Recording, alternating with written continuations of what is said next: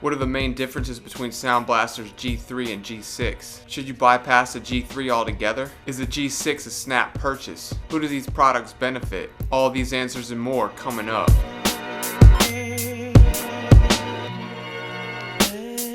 Greetings comrades, Stuart Chaz here, HomeStudioBasics.com, helping you make sound decisions leading to a beautiful audio experience that will make you fall in love with music all over again. So, before we get started, all links to these products as well as any articles related will be down below in the description box. Check out my gear recommendations as well for most of my top picks, all in one place. If you do purchase through one of my Drop or Amazon links, I will get a small kickback depending on where you live. Purchasing through my links is a great way to thank me for helping you make a sound decision.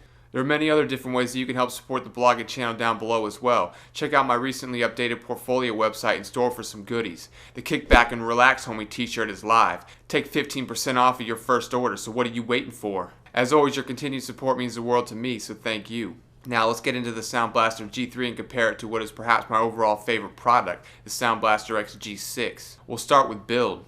Admittedly, both of these combo amp DACs feel pretty light, and dare I say cheap in the case of the G3. The G6 is rather plasticky, but the G3 is even lighter, smaller, and feels rather flimsy in your hand. It's to be expected for around $50. Fortunately, both have padded feet on the bottom that prevent them from moving around too much. The G3 sports two built-in horizontal pads toward the top and bottom, while the G6 is one giant pad that covers the entirety of the unit. Both of the pads do a fairly admirable job of keeping the units in place, so no real complaints there. Aesthetically, the G6 is much cooler and more futuristic looking, while the G3 is more of a utilitarian type of product. The G6 looks more like something Harrison Ford would purchase if he needed to blast his way out of a mess.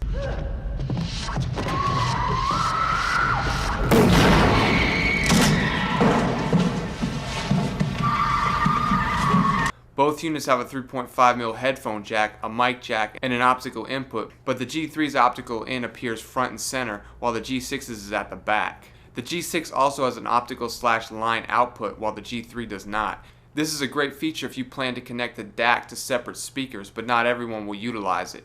Both light up, but the G3's is a halo ring light versus the X on the G6. The G6 also does have a halo ring light right behind the volume potentiometer to indicate what mode you're in. More on that in a sec. While the G6 has a micro USB input on the back for connection to various devices, the G3's is a non-detachable mouse-looking tail that terminates in USB-C. It does come with a USB-C to A adapter, so don't fret. You can plug it into your laptop, PC, and console with no problems. For the Nintendo Switch, you'll just remove the adapter. You can also utilize the USB-C jack if you have a Mac, or in my case, a Lenovo X1 Extreme with USB-C ports. To enter mic mode on the G6, simply push and hold the volume pot on the front. The halo ring light will switch from a cool blue to a bright red. Now you're ready to scream obscenities at people you don't know and will never meet in person. Oh boy, my favorite American pastime, bloodshed. Now in high definition. Why even bother to leave your house? The horrors of war now at your fingertips for the low price of $59.99. If you buy now, we'll include the sequel at no extra cost to you. Just pay shipping and handling. Aside from all that silliness, the G3 is a little bit different with regards to mic mode. Instead of pushing the volume pot, you'll simply use the switches on the side. There's a switch for the mic on-off on the left with the volume rotary dial, and a switch on the right for when you're simply listening to music, vol, or mixing your voice with the game audio. To me, the G3's method is actually simpler and more straightforward. For the G6, you set the game audio first, then press and hold the volume pot to enter mic mode and set the mic audio second. It may take a couple of tweaks, but it's still pretty self-explanatory at the end of the day. Let's get into some of the features for each though. Both the G6 and the G3 have SBX and Scout mode features, but the G3 does not have the extra gain like the G6 does. On the G6, you'll tick a switch on the right hand side for Scout mode. With the G3, just press the middle button once for a powder blue color, which indicates Footsteps Enhancer mode. Ticking the switch to mixing results in a green, amber, or teal color depending on where the volume is at. Now just adjust to taste. While I feel comfortable driving most any headphone with the G6, I cannot say the same for the G3. You'll mostly want to stick to low impedance, high sensitivity cans with it. Even though it's rated for 16 ohm to 300 ohm, it will have trouble with many mid-fi offerings like the HD600, the Hi-Fi Mandeva, the K702, etc. It's important to note that Creative does not provide specific power output numbers, but they do say that the G6 will drive up to 600 ohm headphones. I think that's about right. And it's a lot of power in your hands. Too much power for an immature species. Both have their own version of an add-on app. Sound Blaster Connect for the G6, and Sound Blaster Command for the G3. You can also download an app for your phone for quick modifications while you're PC gaming. Creative has made things incredibly easy for you lazy ass couch potatoes who haven't moved from your indentation for some 98 years.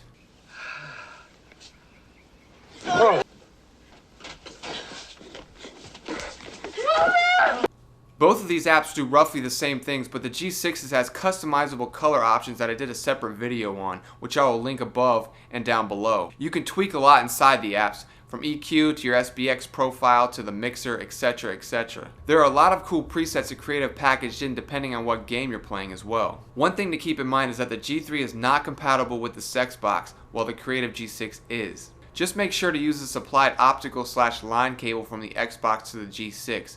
PS4 users will simply plug and play via USB.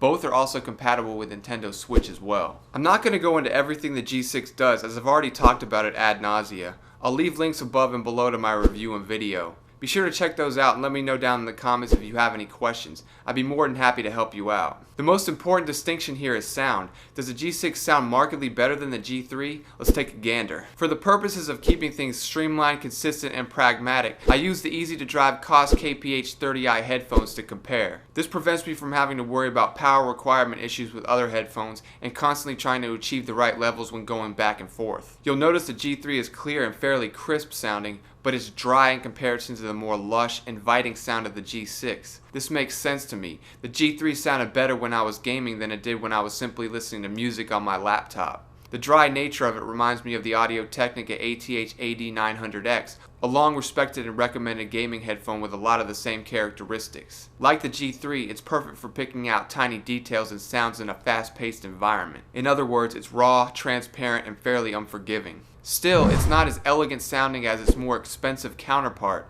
and to me this is part of where your extra money goes. The G3 is certainly no slouch, but to me it doesn't measure up.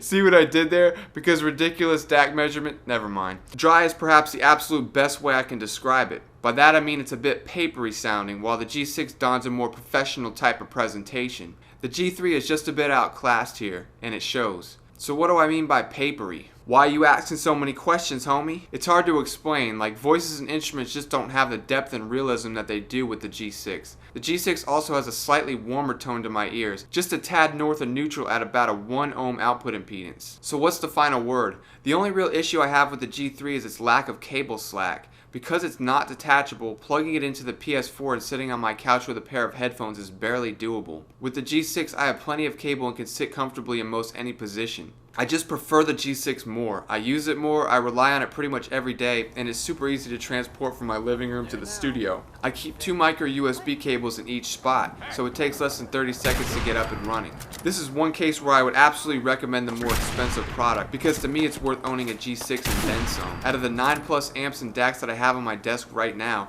it certainly gets the most use. It's incredibly versatile, it's power packed with more features than an industrial sized vibrator, and it sounds incredible. I was really not expecting a product specifically tailored to gamers to sound like something an audiophile would fawn over, but boy was I ever wrong!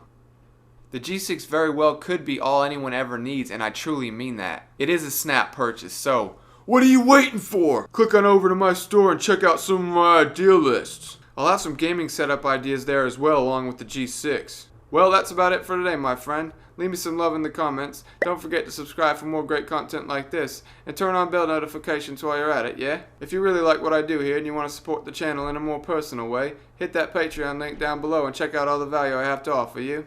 And last but not least, don't forget to ask me about my grandchildren. Don't feed the troll. And most importantly, don't ever give up.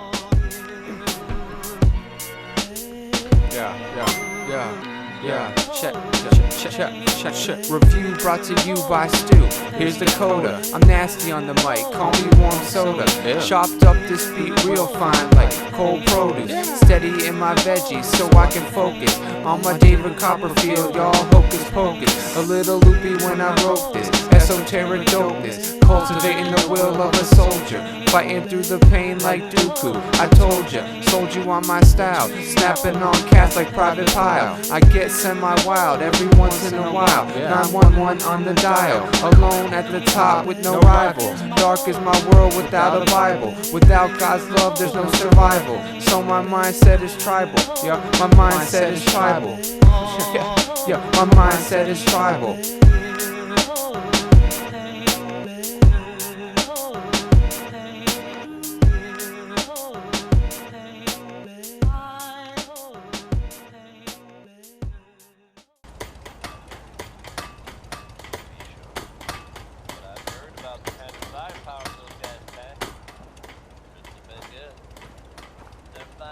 What gave you the idea we're friends?